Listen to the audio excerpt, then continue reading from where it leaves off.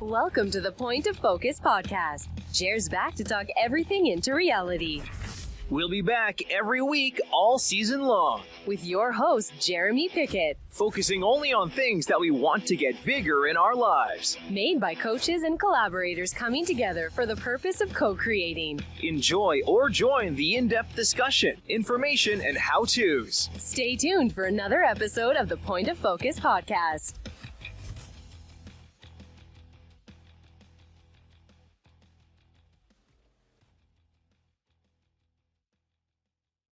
Hey everyone, and welcome back to the Point of Focus podcast. In today's episode, we're extremely pleased to have Kaylee Robinson.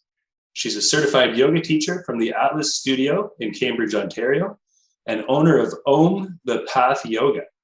She's here to share about Yoga Nidra, which is sleep yoga, so that you can enter deep relaxation and get the equivalent of 4 to 5 hours sleep in as little as 25 minutes.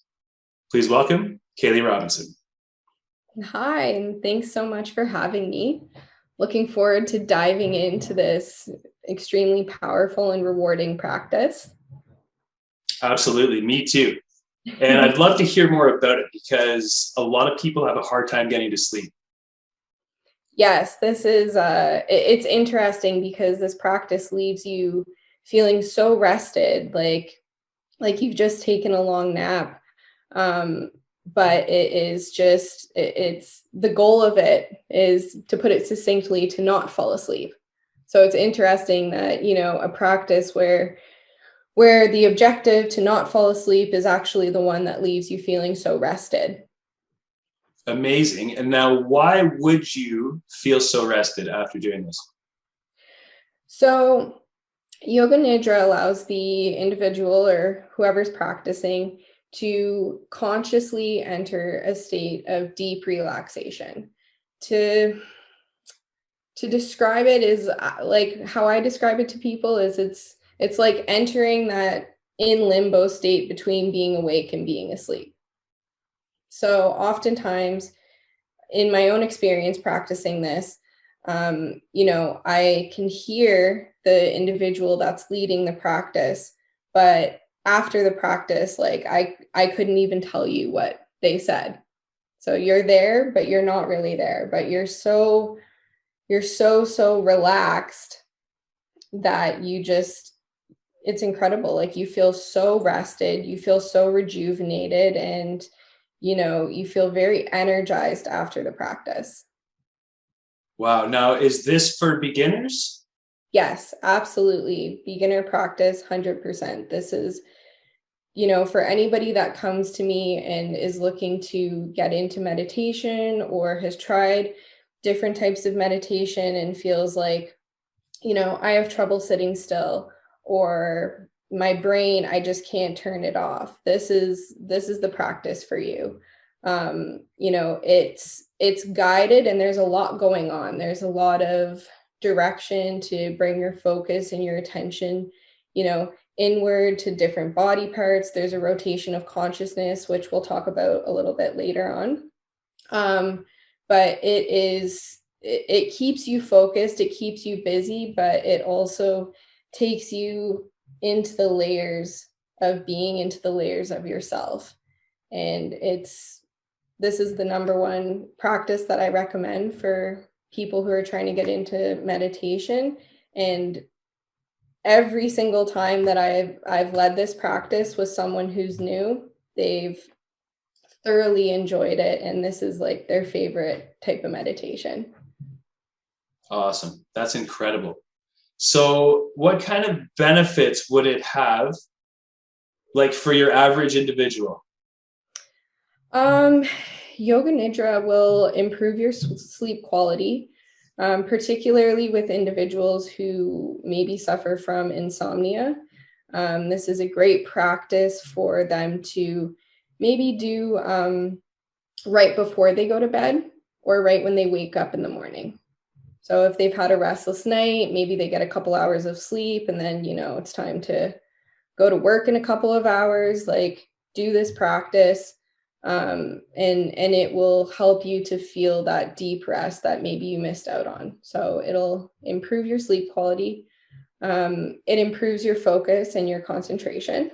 which is fantastic. I know, like, we know that, if you're restless or if you didn't get enough sleep for whatever reason, the brain is not working optimally. It'll reduce stress and anxiety as well. That's a huge one. And there's been quite a few studies actually that have looked at one in particular that I've looked at is with university students. So having university students who we know are in a high state of stress with trying to, navigate university, get all of their homework done. It's a go, go, go kind of situation, and it will improve their stress, anxiety levels, and ultimately quality of life would be the big umbrella. So we've also got relax and disengage your sympathetic nervous system, which is a pretty cool thing to be able to do on command. So the sympathetic nervous system, for those who may not be familiar with it, directs the body's involuntary response to perceived dangerous or stressful situations.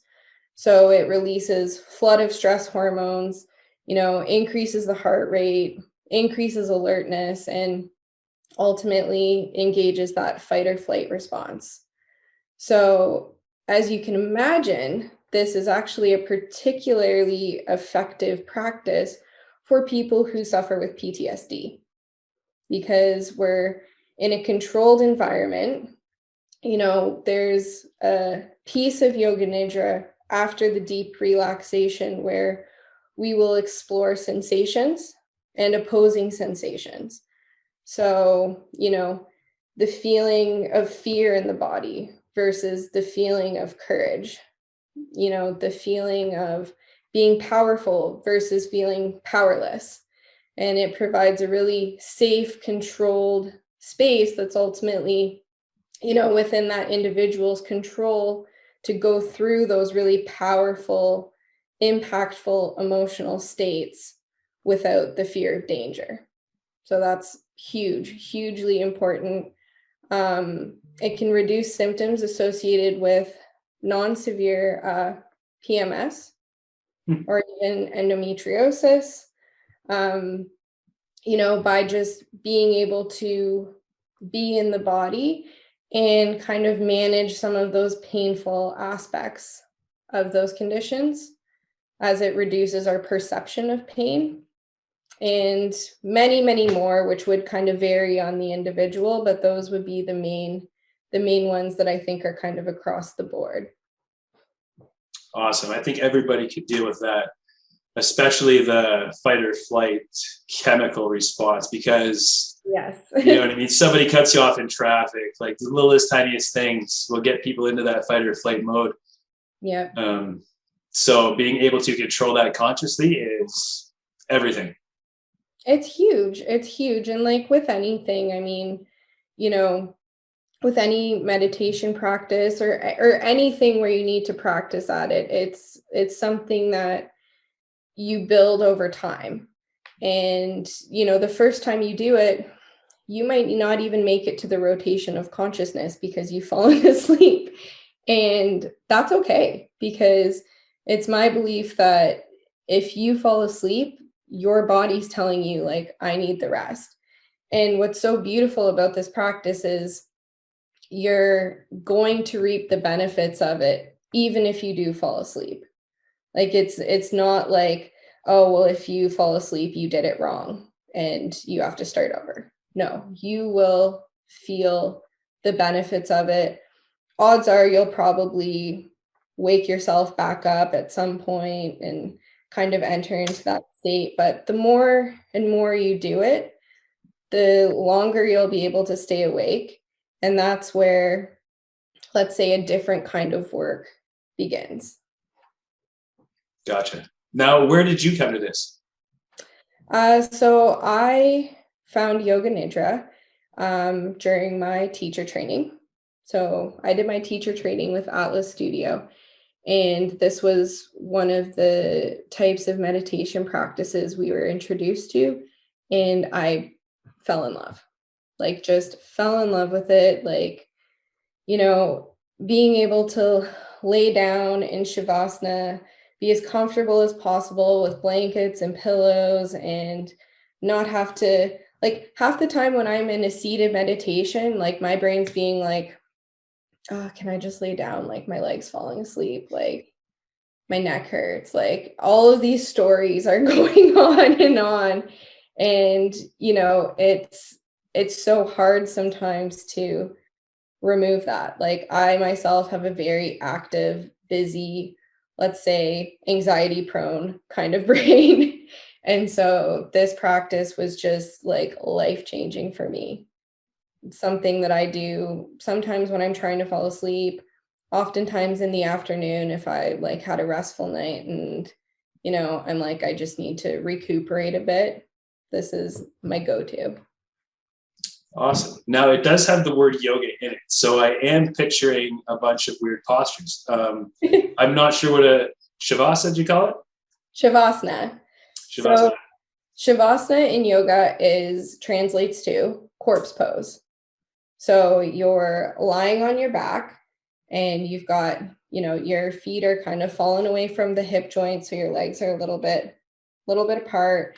Your arms are at the sides, palms are face up, and you're in that just relaxed posture. So laying down on your back, to simply put it.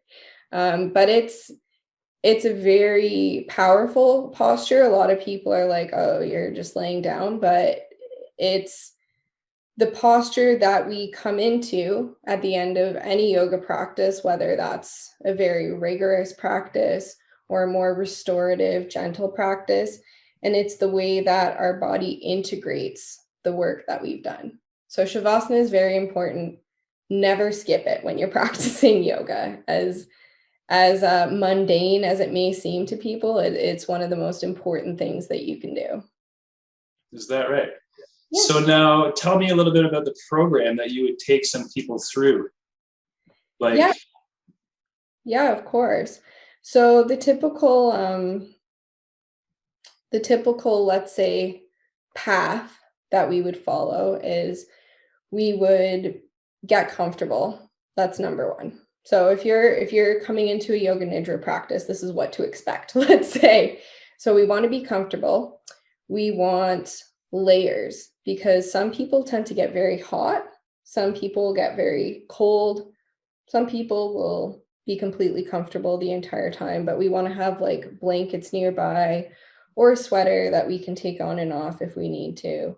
We want pillows to make sure that we're supported, and we just don't want any distractions to happen. We don't want to be uncomfortable in any way that it's taking away from our process of entering that deep relaxation. So that's number one, get comfortable. The next thing we're going to do is a progressive relaxation. So we're going to settle into the surface below. We're going to think about sounds. We're going to identify sounds in the distance and then bring that awareness closer to the room that we're in.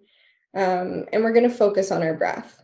And we're just going to watch the breath and, you know, employ all of these kind of tools to enter into progressive relaxation. And that may look different depending on the Yoga Nidra practice, but this is typically the kind of steps that I follow.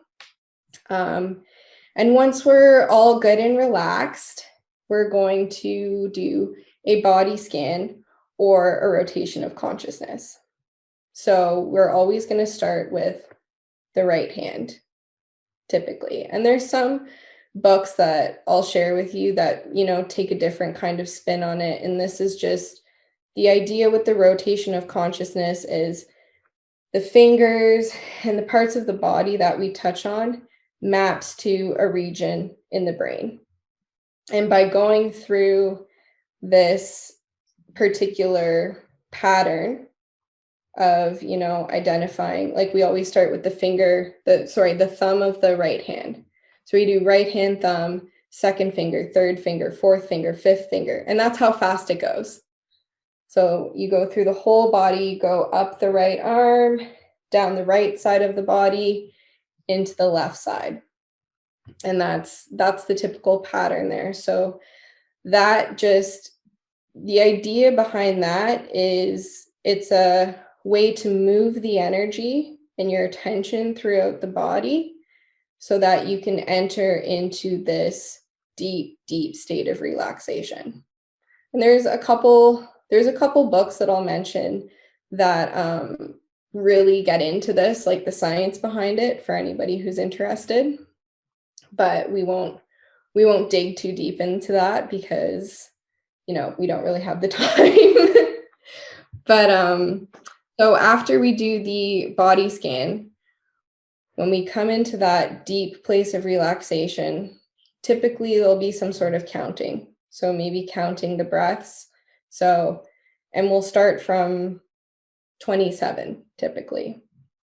So inhale 27, exhale 27, inhale 26, exhale 26, and so on and so forth. And the instruction there is to, count back from 27. If you lose your place, start again at 27. If you get to 0, start again at 27. We'll do that from anywhere from, 3 to 10 minutes, depending on how long the practice is. And then sometimes we can do some more breathing exercises. That's an option. Or we'll get into some of the sensations, and that could be physical sensations, like imagining feeling very light versus very heavy. Imagining, feeling pain in the body versus feeling pleasure. And so what that does is it allows the individual to conjure up those feelings and sit with those feelings and be able to essentially turn them on and turn them off with their mind, which is pretty cool. Awesome. And then after that, sometimes there could be like a guided imagery. So that could be anywhere from sitting on a hill and meditating and looking through the eyebrow center, to going for a walk around a mountain, sitting in snow, anything like that. And then, as I mentioned earlier, maybe there's more focus on feeling strong emotions and the opposition of those emotions. And then after that, you kind of just sit in that beautiful, beautiful silence. And slowly, we bring you back to the room, bring you back to the body, back to your surroundings. And then that's when the practice ends. Awesome. That's great. I do my own variation of it, I guess, by putting my energy in my heart. Yes. Okay. So I haven't tried going through all of the different parts of the body, and I didn't know that the brain had made the connections in different areas. Mm. So that's really cool, because I understand the importance of shifting the awareness throughout the brain, especially in situations, again, where you've got that fight or flight response, because if you can shift it, then you can shut down the response that you're having. Exactly. You control it, and eventually, you build up that muscle, that brain muscle, to be able to do that. As you mentioned earlier, if you're feeling a bit of road rage, or maybe you've encountered a situation at work that is making you feel anxious, or whatever that, negative feeling is. Yeah, there's so many. Yeah. Like so many, like we don't really face any real dangers anymore. So it's all in our head. Right? It's not like it used to be, where like that was in there so we could run or fight. Now it's all mental fights, and a lot of it is mental, and or reliving real dangers that have occurred in your past, reliving that trauma, and that trauma response can have catastrophic effects for individuals and their quality of life. Well, it's because the brain doesn't know the difference. It thinks it's real. If you pretend to go to the fridge and grab a lemon and put it to your mouth will salivate. Like it doesn't know the difference between what's real and what's not. Yeah. That's awesome. So you guys always do this as a group in the studio? Do you do online stuff too? Everything that we do is online currently. And okay. The private sessions that I do are online as well. So we'll do them as a group or in private sessions. So you do offer both? Yeah, we do offer both. Currently, the studio is running a 7-week Yoga Nidra course, which gives you a little bit more information about it. A lot of what we've talked about today is in there, and there's a lot of different styles of Yoga Nidra. So, we kind of outlined the more of the classical kind of process of it, but, we've done practices. I'm actually taking this course right now because there's a secondary portion of it that you can opt into if you're a yoga teacher, which gives you another 100 hours towards certification. So that would be like a 300-hour for me in completing this course. So we do, what was the one we did the other day? In the sensations, we looked at, we went through all the chakral centers. How many? And then envisioned them or imagined them, like the colors, the feelings, where they are located. The next one we did was the chakral centers, but as energy centers or emotional centers. So, for the root chakra at the base of the spine, talking about feeling grounded versus not feeling grounded. Okay. And feeling, not attached, and the differences, and think of a time when you felt really grounded, really safe, really secure, and then think of a time where you didn't feel safe, where you didn't feel grounded, where you didn't feel secure, and then moving up through each of the centers and feeling that like dichotomy between the two feelings. Okay, now what would be the purpose in going between the two? Just to feel it? Yeah, it's mostly just so that people can experience those oppositions in a relaxed state, and ultimately like reduce the fear of feeling those big, strong feelings. So like a desensitization almost. Yeah, I would say it would definitely, have that effect, like feeling those feelings without attachment or without judgment or criticism. Story. Yeah, exactly. So it's just like we're always going to encounter those feelings. Like you have the good with the bad, right? And a lot of the times we tend to shy away from those big sensations, and that often accompany those feelings. Like when you feel anxious, like you tend to feel that right here. Oh yeah. Right, you feel that like in your gut, and it can it's on a spectrum. It can be just that little kind of like ooh feeling, or it can be absolutely debilitating. So when you're going through these oppositions, one, you're so relaxed, so you feel very safe and secure.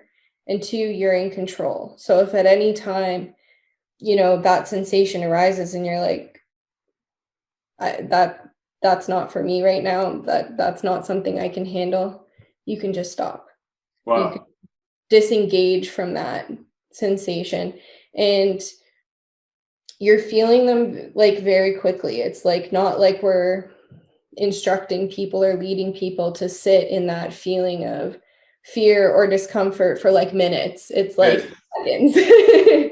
Yeah. It's like, imagine a time where you felt when we got to the throat area, when you felt like your voice wasn't heard. Mm-hmm. And imagine a time where you felt like you could say anything, where you felt like you could express yourself. And it's that quick. So we go back and forth, back and forth, back and forth a few times. Cool. Yeah. That's awesome. So when people sign up with you guys, how often are the average person doing this? Well, the course that Atlas is offering now, or the package of sessions, is about 40 minutes. How often? About 40 minutes. And so it's once a week. Once a week?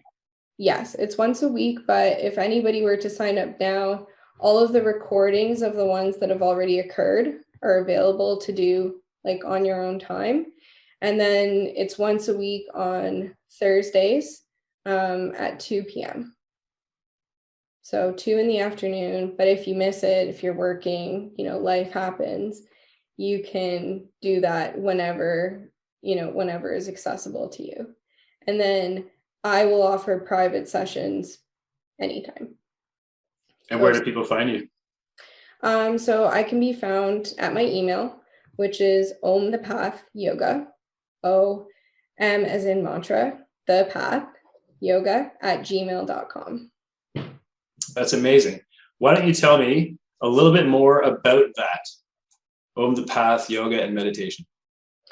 Yeah, so this is like my little side hustle, let's say. So I haven't gotten too into putting together some programming and courses, although I've done all of the research and I have all of the ideas and material, but I haven't necessarily put those together yet. But I am looking to offer some, I would say, within the next 3 to 4 months. A lot of what I do privately is meditations and this style of meditation. And I also teach a Samasa yoga class. So I teach this class through Atlas Yoga every Wednesday nights. And then I also offer private Samasa classes for individuals, or if you want to practice with a group of your friends, happy to lead those. So there's smaller classes online.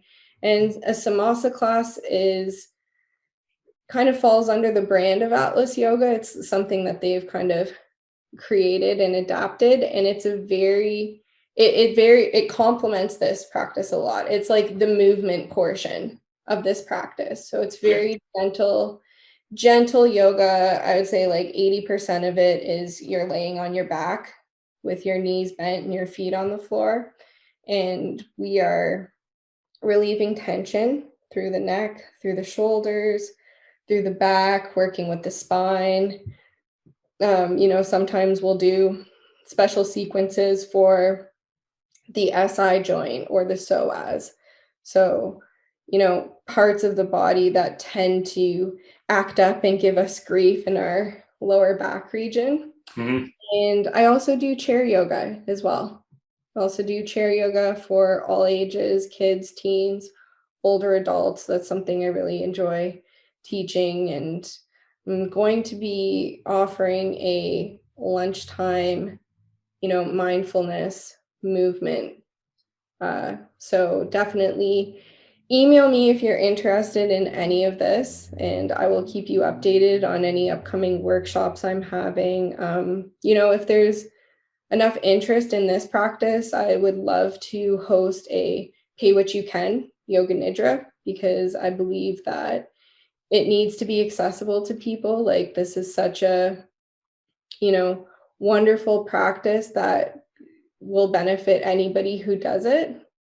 And I think a lot of the times, the perception of yoga is, that it's for a certain type of person, that it's got like, that woo factor, or you need to be rocking like Lululemon and name brands, and you need to be really flexible and fit. And that's not the case. Like, yoga is something, there's a piece of yoga for everybody. Like, there really is. And my philosophy is, with yoga, take what you need and leave what you don't. And you don't need to, like you don't need to become a vegan, renounce all your possessions, and, live on a beach somewhere to practice yoga. Like you can sit at your desk and tune into your breath for 15 seconds every day. And that's a beautiful yoga practice to have. I agree 100%. Meditation has changed my life. Definitely. It is life-changing, and it's so nice to see, I would say like mainstream society and health really accepting that and promoting it as a way to, manage so many of the mental stressors that are, conflicting and impacting our society today. Absolutely. So it can be personalized too.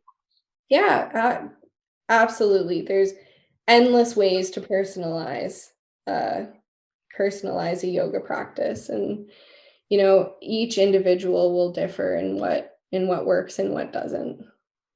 That's awesome. Is there anything else that you'd like to share with us? Yeah, I think just I'd like to share a few books that have informed my Yoga Nidra practice and just give some different approaches. So, if you're looking for any additional information, or you're like, this is really interesting to me, I want to know more, or you're a yoga teacher and you'd like to start incorporating this into your practice, or, teaching others, like these are some great resources. So this one here is Yoga Nidra. Okay. An older text. This comes out of the Bahir school in India. And this is your classical text here. So this may surprise you, but Yoga Nidra actually comes out of the Tantra tradition. And a lot of people, they hear Tantra and they're like, either like, not for me, or they know nothing about it. Or they're like, yeah, that's the only yoga I'm interested in. Well, yeah, I mean, once you start playing with that energy, I mean, it's so powerful. Yeah, absolutely. So that's where Yoga Nidra comes out of. And this is a great book. Like, I recommend having this book for sure.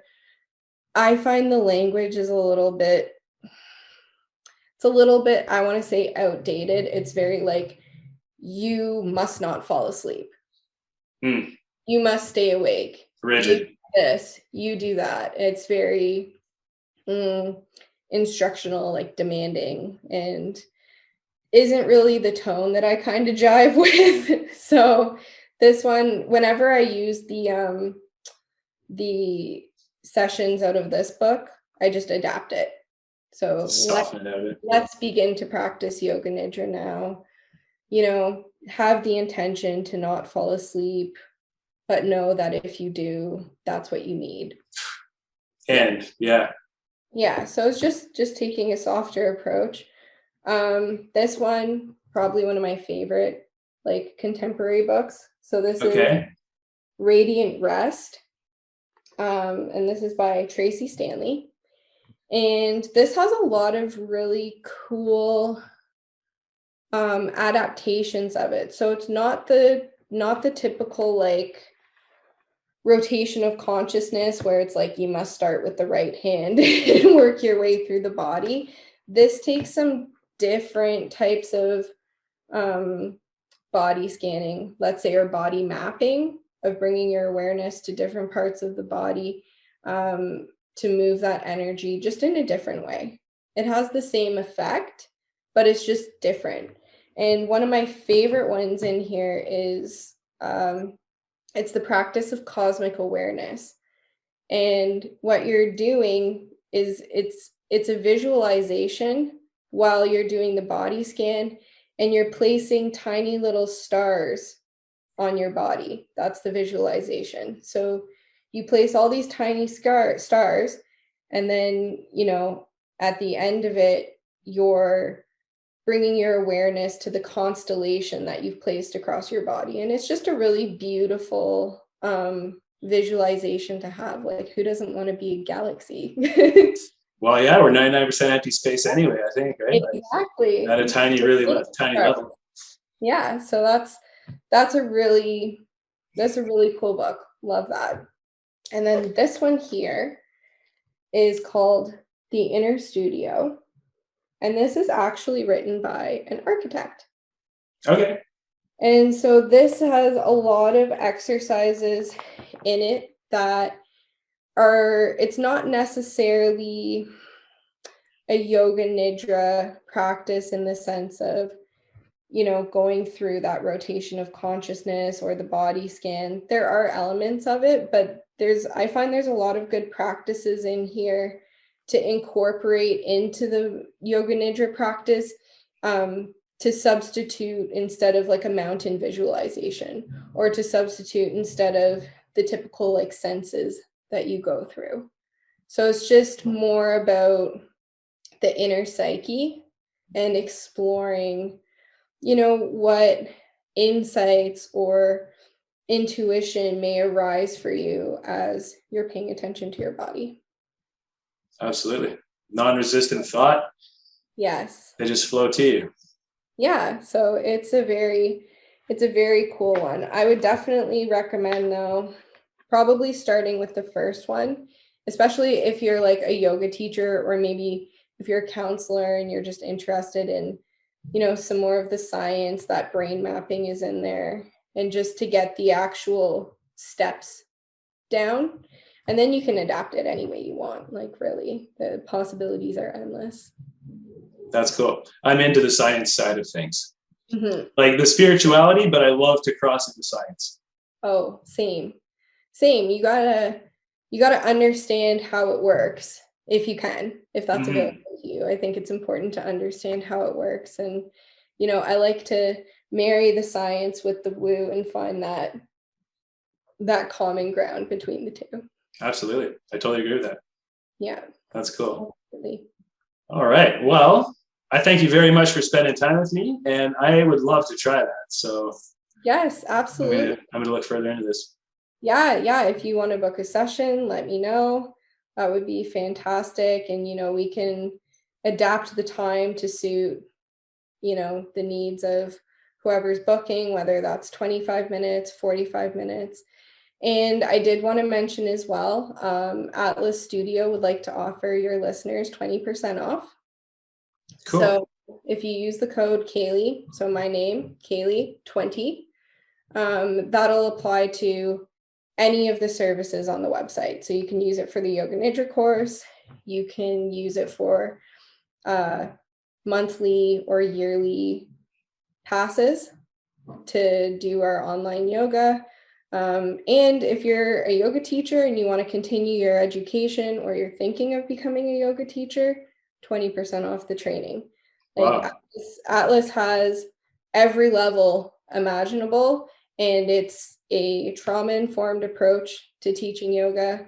And the instructor and founder of the studio is just amazing, absolutely amazing. So highly recommend. Awesome. Thank you so much, Kaylee. Yes, thank you too. Thanks for having me. This was fun. Thanks. Have a great day. You too. Bye. Bye.